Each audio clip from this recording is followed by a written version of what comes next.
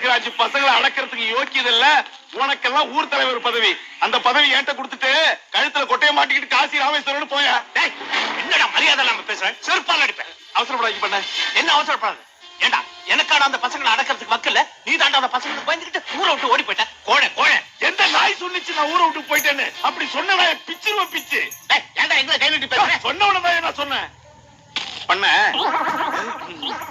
தம்பி செருப்பு கீழே போட்டேன், நீங்களும் போட்டுருங்களேன். இது மரியாதை.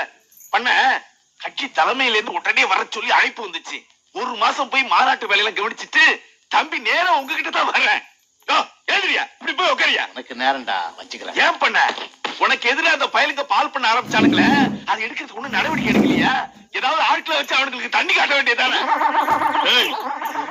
நான் ஒண்ணும் உன்ன மாதிரி முட்டா இல்லடா, எதையும் வெளிப்படையா பண்ணி மாட்டிக்கிறதுக்கு.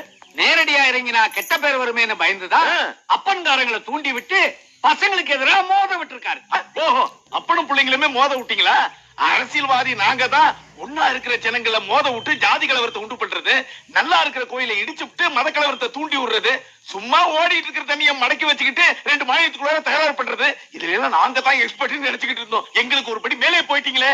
உண்மையிலே நீங்க தான் அரசியல்வாதி, நீங்க தான் சாணக்கியன். இந்த துண்டை போட்டுக்கிறது எனக்கு யோக்கியது இல்ல. இதை நீங்க போட்டு